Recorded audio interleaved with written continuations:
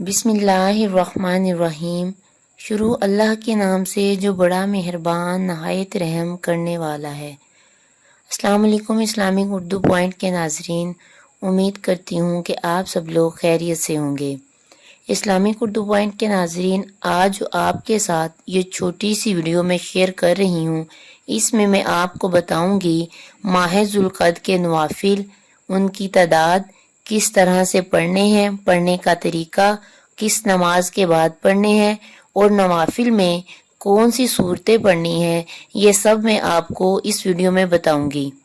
ناظرین، اس سے پہلے کہ میں ویڈیو میں آگے بڑھوں، میرے چینل کو سبسکرائب کر دیں اور ویڈیو کو شیئر کرنا مت بھولیے گا۔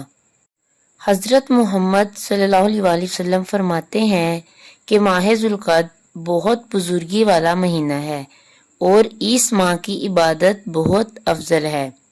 ماہ ذوالقعدہ میں آپ نے جو نوافل پڑھنے ہیں وہ میں آپ کو بتانے لگی ہوں، طریقہ نوٹ کر لیجئے گا اور تعداد بھی۔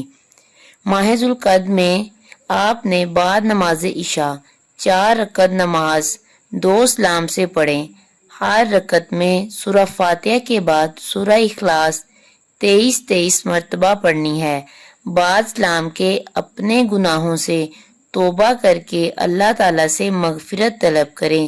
انشاءاللہ تعالیٰ اس نماز کی برکت سے اللہ پاک اس کی بخشش فرما دے گا اور حشر کے دن اس کی پیشانی آفتاب سے زیادہ روشن ہوگی۔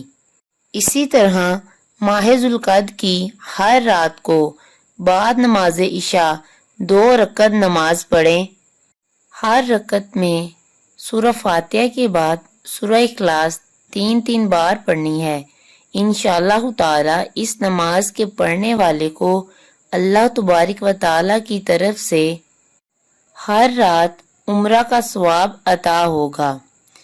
ذوالقعدہ کے مہینے میں ہر جمعہ کے دن نماز ظہر کے بعد 4 رکعت نماز 2 سلام سے پڑھیں۔ رکعت میں سورہ فاتحہ کے بعد سورہ اخلاص 21 مرتبہ پڑھنی ہے۔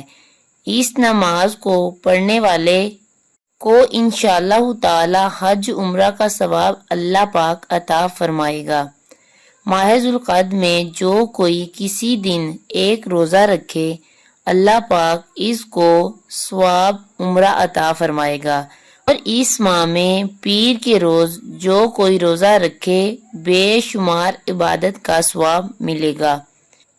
امید کرتی ہوں کہ آپ کو ویڈیو اچھی لگی ہوگی۔ میرے چینل کو سبسکرائب کریں، لائک کریں اور دوست احباب کے ساتھ شیئر کریں۔ اللہ حافظ۔